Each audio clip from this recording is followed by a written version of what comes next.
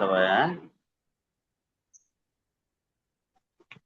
হযরত উলামায়ে কেরাম অনেকে এখনো জয়েন হতে পারে নাই, তবে দেরি করতে পারছি না, ক্লাস শুরু করে দিচ্ছে এখনই, যেহেতু সময় হয়ে গেছে আমাদের। ব্যস্ততা বেশি। সব মিলে আজকে আপনাদের সাজেশনের উপরে, পরীক্ষার উপরে কিছু দিক নির্দেশনা দেওয়ার জন্য মূলত আজকে ক্লাস। তো আমরা তাহলে শুরু করছি, 5জন আসছে মাত্র। বিসমিল্লাহির রহমানির রহিম। নাহমাদুহু ওয়া নুসাল্লি আলা রাসূলিল কারীম। বাদ। তো আমাদের তামরিনুল ফতোয়ার সেমিস্টার পরীক্ষার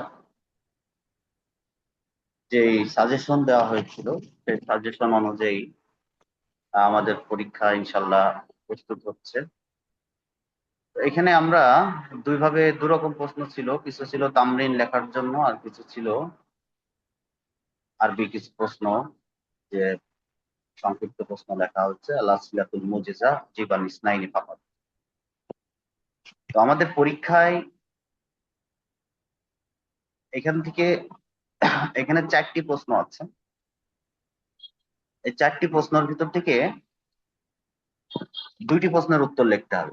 পরীক্ষায় 2টি লিখতে দেওয়া হবে, এখানে 4টির ভিতরে হয়তো 3টা থাকবে, পরীক্ষায় 4টি থাকবে না। এই 3টির ভিতর থেকে আপনাকে 2টি লিখতে হবে। আর একটা বিষয় হলো, এখানে যদিও মুজিজা লেখা হয়েছে, কিন্তু এখানে সকল প্রশ্নের মান সমান থাকবে। সামনে তামরিনের যে মান থাকবে, আর এখানে প্রশ্নের মানগুলো একই থাকবে, যেহেতু এগুলিও মোটামুটি কম বড় না, ভালোই বড় আছে। এই জন্য প্রশ্নের মান সমান থাকবে। আর নিচে যে তাফসিলিয়ার যে প্রশ্ন আছে তামরিন লেখার, এখানে 4টির ভিতরে হয়তো 3টে থাকবে বা 4টিও থাকতে পারে, এর ভিতর থেকে আপনার 2টা লিখবে। তো সেই হিসাবে প্রতি প্রশ্নের মান যদি 10 করে হয়, তাহলে 40 মার্কের অ্যান্সার। উপরের 2টিতে 20 এবং নিচের দিকে 20 নাম্বার, এভাবে থাকবে। এই প্রশ্নের উত্তরগুলি আপনারা প্রস্তুতি কেমন নিচ্ছেন, কি পর্যায়ে আছে? এগুলি কি মোটামুটি প্রস্তুতি হয়েছে? জি, আলহামদুলিল্লাহ। আচ্ছা, তারপরও আমি আপনাদেরকে আরেকটু গাইড দেওয়ার জন্য উত্তরগুলি শেয়ার করছি। এর উত্তরগুলি কিভাবে লিখবেন। অথচ ওই তো যে আপনাদের, বাংলা যে হ্যাঁ প্রশ্নগুলো হ্যাঁ হ্যাঁ, ওইগুলো ওইভাবেই ওই 4টাই দিতে হবে, না ওই যে 20টা পড়াইছেন 20টা সবগুলো লিখতে হবে? আমি এখানে অ্যান্সার দিয়ে দিচ্ছি, দেখেন আপনার এইগুলি দেখে নিন, তাহলে আপনার সুবিধা হবে। এখানে তামরিনুল ফতোয়া সাজেশন উত্তরপত্র, ঠিক আছে?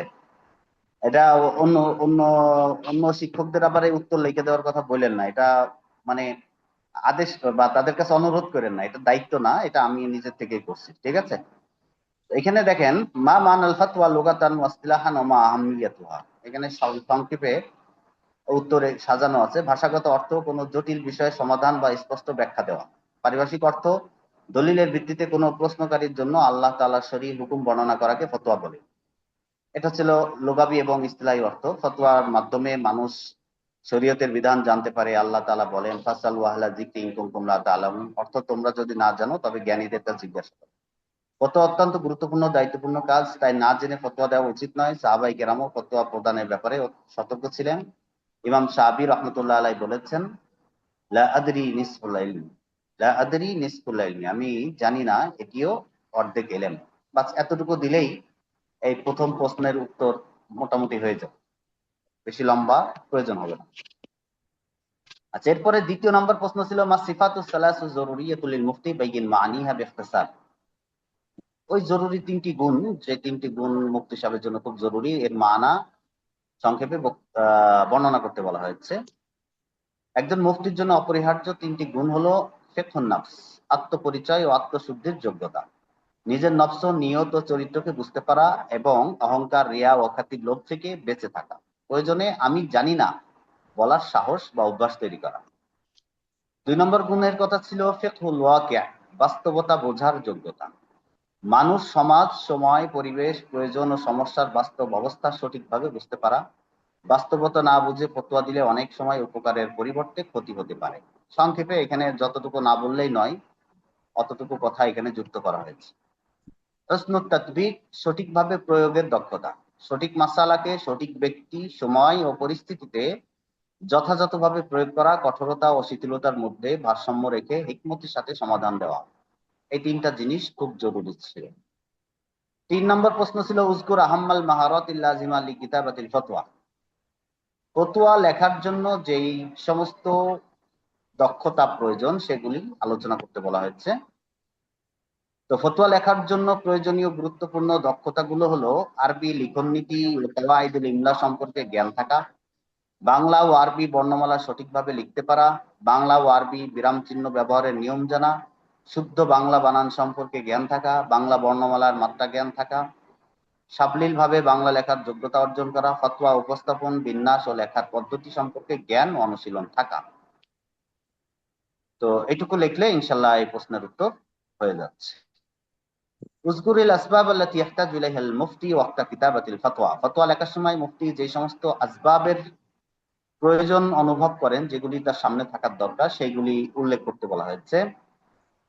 ফতোয়া লেখার সময় মুফতির প্রয়োজনীয় প্রধান উপকরণগুলো হলো ভালো মানের একটি gel pen, correction pen, fluid pen যেটাকে বলে, ভালো মানের HB pencil, eraser, sharpener, A4 সাইজের ভালো মানের কাগজ, ফতোয়া সংরক্ষণের জন্য কোড ফাইল, কলম, পেন্সিল ইত্যাদি রাখার জন্য ছোট হ্যান্ডব্যাগ, উস্তাদের কাছে ফতোয়া দেখানোর জন্য ভালো মানের বাংলা খাতা, ফতোয়ার খসড়া লেখার খাতা। এগুলো এখানে সব আছে, আমি এটা আপনাদের দিয়ে দিচ্ছি, সমস্যা নেই। এখান থেকে আপনারা এভাবেও বলতে পারেন, অথবা আপনাদের মতো করে সাজিয়ে আপনারা লিখতে পারেন। ক্লাসে যেভাবে আলোচনা হয়েছিল লম্বা করে, সেখান থেকে আপনারা সাজিয়ে নিতে পারেন।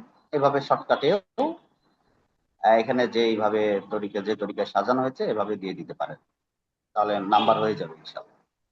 আর ফতোয়ার যে তামরিন, মাসলার যে তামরিন, 2টি তামরিন লিখতে বলা হয়েছিল। এই তামরিন গুলি, একটা ছিল আপনার এখানে যে প্রশ্নগুলি দেখেন। আচ্ছা, এরা মনে এই প্রশ্নগুলির উত্তর এখানে দ্বিতীয় তামরিনের ভিতরে প্রথম প্রশ্নের উত্তর ছিল। হ্যাঁ, দ্বিতীয় তামরিনটা আমি এখানে দিয়ে দিচ্ছি। দ্বিতীয় তামরিনটা আমাদের কি ছিল? এই যে এটা ছিল, ঠিক আছে।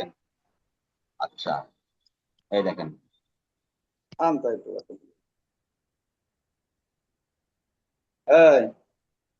এই মুফতি সাহেব আইতেছে, মুফতি সাহেব আইতেছে, নাস্তা কি আছে? আচ্ছা, তারপরে প্রশ্ন কর। ভাই কথা তামরিন মিউট কর। 4 নাম্বার ছিল হলো আপনার পরবর্তী প্রশ্নটার উত্তর এখানে দেওয়া আছে।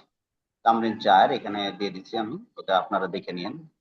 আচ্ছা, এই যে তামরিন 6 নাম্বার, এরা আমাদের 3 নাম্বার প্রশ্নের উত্তর তামরিন 6 ছিল।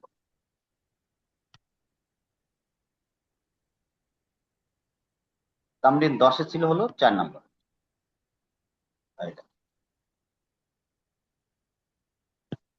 আচ্ছা, এই তো এই বিষয়গুলি আর কি আমি এখানে সমন্বয় করে দিক নির্দেশনার জন্য এগুলো এখানে জমা করেছি। আচ্ছা, আর কারোর তাহলে আমাদের ক্লাস আজকে লম্বা কিছু না, মূলত এই দিক নির্দেশনা দেওয়ার জন্যই আপনাদেরকে কষ্ট দিয়েছি, মাঝখানে সময় ছিল না। আপনাদের কারো কোনো কথা থাকলে, বুঝতে সমস্যা থাকলে আমাকে বলতে পারেন। হযরত ওই যে আমাদের যে 30টা তামরিন হওয়ার কথা ছিল, 24টা হয়েছে, বাকিটা কি করা? ও, আপনাদের তো এখনই জমা দিতে হচ্ছে না, না? আমি পরীক্ষা দিতে থাকেন, আমি আর কয়েকটা লিখে জি তাহলে জি বাকিগুলি 24টা হয়েছিল না, জি 6টা, জি। তাই তো? ঠিক 24টা। আছে, আমি ওই 6টা গ্রুপে গ্রুপে শেয়ার করে দেবো ইনশাল্লাহ। ওস্তাদ জি, ওই যে এই ফতোয়া লেখা যে নিয়ম কানুন গুলা যে শুরুতে দিছিলেন এগুলি, আমি ওস্তাদ জি এই যে আমার এতে ডিলেট হয়ে গেছিল, একটু দিয়ে দিলে ষষ্ঠ হয়েছে ওই এই তামরিনের যে আমি আমলগুলো।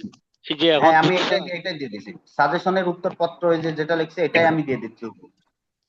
এটা আমি গ্রুপে গ্রুপে দিয়ে দিচ্ছি, আপনারা ওখান থেকে ডাউনলোড করে নেন, ঠিক আছে? আমার এর ঠিক ভিতরে আছে। আছে উত্তর। জি। অসুবিধা নেই, শেষ হয়ে গেছে, শেষ শেষ। ওটা খুলছে কিনা দেখি। আচ্ছা, খুলছে ওটা তাহলে খুল। ক্লাস শেষ আজকে। হ্যাঁ, আজকে আর বেশি লম্বা কথা নাই, এখানে হজরত শেষ আগে করি। ওই যে 20টা তামরিন লেখাইছেন, এটা কি সবগুলো কি আমাদের লেখা দিতে হইবে, না ওই শুধু যেটা চাইছেন 4টা ওইটা দিলে হবে? কি করলে বুঝলাম না, এত না, কম হইতে পারে? পরীক্ষার ভিতরে তো এখানে 4টা লিখতে বলা হয়েছে, 4টার ভিতর 2টা আপনি লিখবেন পরীক্ষায়। কিন্তু বছরের শেষে আমরা যতগুলি তামরিন করেছি, জি জি জি এরকম মোট 30টা তামরিন খাতা খাতা বান্ডিং করে কভার পেজ সহ ওই ঠিকানায় পাঠাতে হবে, আমাদের মার্কাজের ঠিকানায়। জি জি জি জি জি, ঠিক আছে। বুঝছেন? কথা যারা একটা ভালো। অফলাইনে পড়ে তারা 100-150 তামরিন লেখে, 100-150 নিজে বই বের করে লিখতে হয়। যে যত বেশি লেখে তার হাত তত পোক্ত হয়। আমাদের তো কিছু তামরিনের ডকুমেন্ট থাকার দরকার। আপনি যে মুফতি হয়েছেন, সেই মুফতি সাহেবের তামরিন জমা হয়েছে কিনা মার্কাজে, আপনাদের এই তামরিন গুলি আজীবন সংরক্ষিত থাকে। 20 বছর পরে আপনার ইয়ে হতে পারে যে এই ছেলেটা তামরিন করেছিল, ইফতা পড়েছিল, সে কয়টা তামরিন করেছে, সে তামরিন কই। এটা আমাদের মার্কাজে আপনাদের এই তামরিন গুলি জমা রাখতে হবে। বুঝতে পারছেন? জি আপনার ওস্তাদ। নাম দিয়ে ঠিকানা দিয়ে আপনি এভাবে লিখে বছরের শেষে পাঠাবেন, ফাইনাল পরীক্ষার আগেই। তো এখন তো সেমিস্টার ফাইনাল, এই পরীক্ষায় আপনার এখান থেকে যে প্রশ্নগুলি করা হয়েছে এর ভিতর থেকে বাংলা, এখানে যে প্রশ্নগুলি আছে এখান থেকে 2টা, আর আরবি প্রশ্নের ভিতর থেকে 2টার অ্যান্সার করতে হবে। 3টা 3টা করে থাকবে। ঠিক আছে? বা এই জি নিচেরটা 4টাও থাকতে পারে, এই 4টাই হয়তো দিয়ে দিলাম হুবহু। বাড়তি অন্য কিছু দেবো না, বাইরে কিছু দেবো না, এখানে যা আছে এগুলোই দিব। এর বাইরে কিছু দেবো না। আপনারা ব্যস্ত মানুষ, সব আম, অত পড়তে পারেন হ্যাঁ, না এটা জানি, তো এগুলিই জি লিখবেন ওস্তাদ। ইনশাল্লাহ। ঠিক আছে ইনশাল্লাহ। জি, আসসালামু আসসালামু আলাইকুম ওয়া রাহমাতুল্লাহ। আলাইকুম।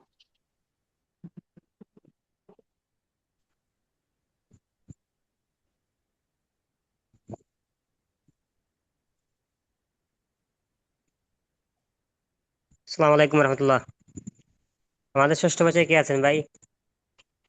তুই ভালো আছেন? আমি আসছিলাম আলফাজউদ্দিন। কি ভাই, আমার তামরিন ফতুয়া কি সবগুলা খেতে গেছে, ওগুলা আপনার কাছে পিডিএফ দেওয়া যাবে আমার কাছে? দিয়ে দেবেন ইনশাল্লাহ, নাম্বার দেন। জি ভাই, আমার নাম্বারটা লেখেন, পিডিএফ দিয়ে দিতে দেবেন পারি। ইনশাল্লাহ। জি, নাম্বারটা বলেন জিরো ভাই। One six zero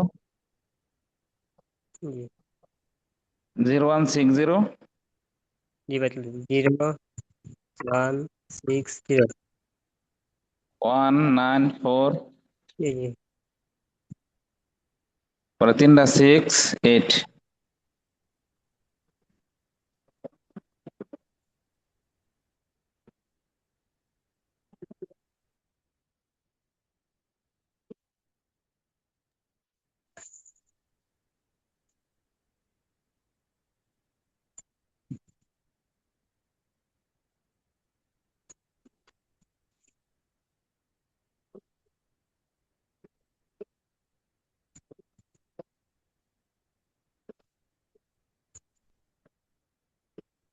hello. বলেন। জি ভাই, আপনার নাম? আলফাস উদ্দিন। জি ভাই, ঠিক আছে।